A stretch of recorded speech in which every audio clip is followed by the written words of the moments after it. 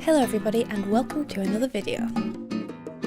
In this video I'm going to talk about subtext and its application in film acting. As ever, I've got a few examples to show you. So, first, what is subtext? A quick Google search will tell you that subtext is an underlying and often distinct theme in a piece of writing or conversation. The New York Film Academy Online explains it really well. They state that, in a play or film, subtext is the underlying message being conveyed by a piece of dialogue. Some call it the lines between the lines or the unsaid meaning. Overlaying the meaning of the subtext on top of the dialogue gives actors something to do and makes it a more interesting performance. So yes, subtext is that meaning or storyline or extra narrative that you can perceive in a film that relies solely on the actor's thought or body language. Thought is primarily important, body language does come into it. I do talk about this aspect of things in a previous video.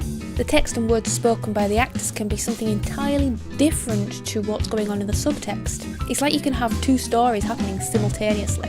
For instance, two characters might be arguing and portraying to the audience how much they hate each other, when the subtext is that they secretly really like each other. This is something that happens, for example, in Shakespeare's Much Ado About Nothing between the two characters Benedict and Beatrice. Outwardly they hate each other, deep down they really love each other. It's referred to as the Merry War.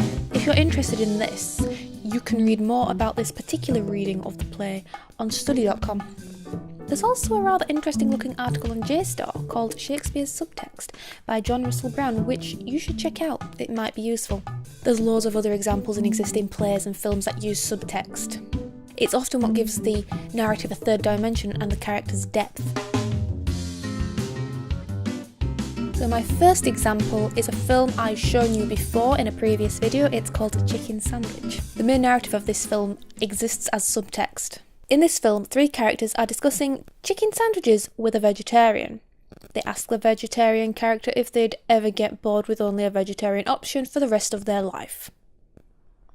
Of course, they're not really interested in this. They are using the chicken sandwich as a giant metaphor for relationships. If you saw a chicken sandwich in a shop, would you eat it? No, I told you I don't eat meat. Yeah, but what if you never really planned to become a vegetarian in the first place? Like, what if it just sort of happened over time? And now, 2 years later, you're thinking, damn it, what happened to my sense of adventure? You clearly don't understand what being a vegetarian means. Besides, if I ate a chicken sandwich right now, I think my stomach would probably go crazy. Well, that's the point. Don't you want that feeling in your stomach, that change? It can be exciting, right? The shit that comes afterwards isn't. This next example is another example I've shown you before. It's called Send in the Client, and it's a short film. It features a monologue where a relationship therapist shouts at her clients mid-argument. They're having an argument and she just has this outburst and shouts at them.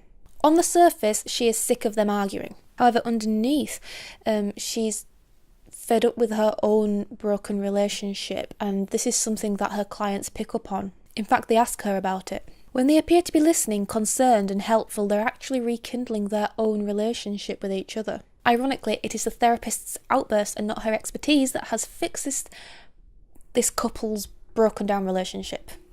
If I wasn't married, I would marry you. Something? Last time you were in London, I took Steve up on the offer, so there. Oh, shut it! Honestly, why are you two even together? It is just one long, arrogant competition to you two, isn't it? Don't you give each other butterflies anymore? Don't you, I don't know, make each other sick with nerves anymore? Isn't it just so heartbreaking that the most purest, kindest feeling you'll ever experience is with someone who, to your knowledge, does not love you back? I mean, no wonder all the books end when the characters get together.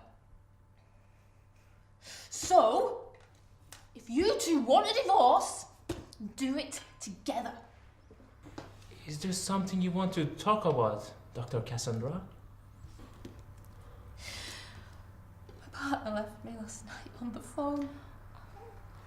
What kind of couples therapist am I if I can't hold down my own relationship? That's really appalling behavior. Yeah, You can do so much better than that. Yes. You don't need him in your life. Not even you do that. No, at least we can communicate. You know, it's been ages since we agreed on anything. I kind of like it. I feel the same way. Thank you.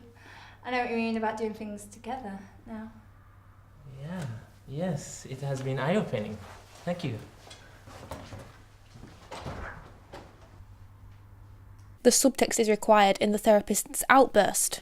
She wouldn't ordinarily tell the couple her problems, and so this subtext is used as a almost narrative device to get the clients to ask the therapist about her problems, so that the couple can begin healing and she can have this almost like mental breakdown or outburst and cry about her problems.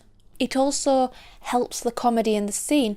Here the clients become the therapist and the therapist becomes the client. This next clip I have is a great example of subtext in film. It's a short film about vampires written by Nina Akon. I've talked about this in a previous video. In this clip, two characters are talking, but it's clear to the viewers that there is some tension underlying this conversation. You can't make a decision without me. Well, actually I can. But I'm asking you because I want to.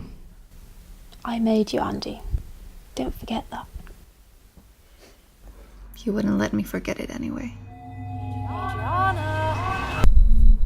Call someone. I'm dying.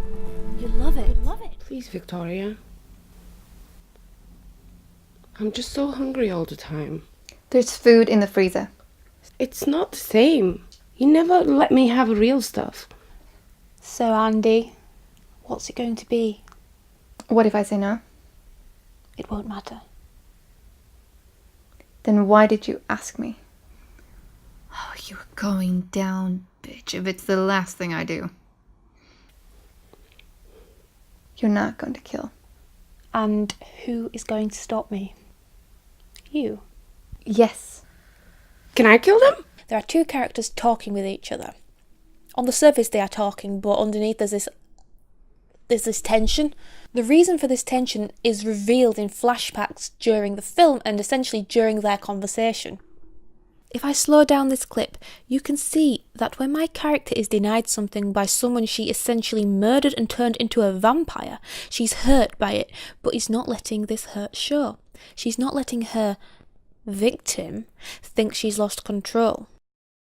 Likewise, the other character has a steady look in her eye. She looks on with hate at my character whilst denying the third vampire's desire to eat a human.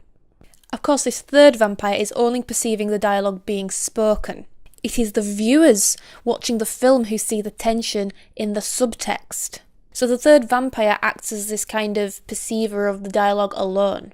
Compare this conversation with a flashback scene where the underlying subtext is now out in the open. There are no secrets here.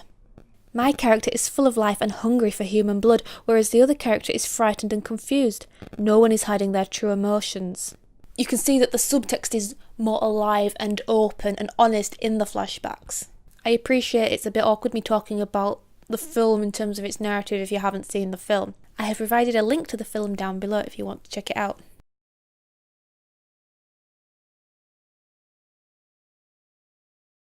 As a bonus example for this video, here is an example of a film that has no spoken words in it at all. It relies solely on thought and eye contact and body language, and whatever you see on the screen.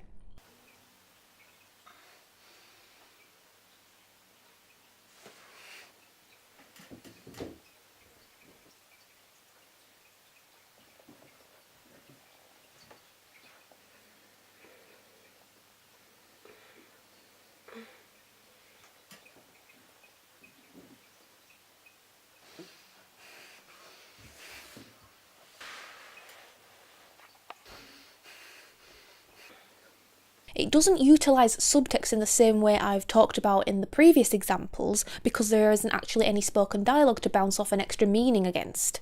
It's all this extra meaning. You can see in these clips here that the characters are scared and trapped. They have been placed here against their will. No one needs to actually say this though. You can see the fear in the eyes, the look when someone walks into the room. Do we even think they know each other? What are they saying to each other? It poses a lot of questions, but at the same time, you know, they're also confused and they're perhaps not meant to be in the situation they are in.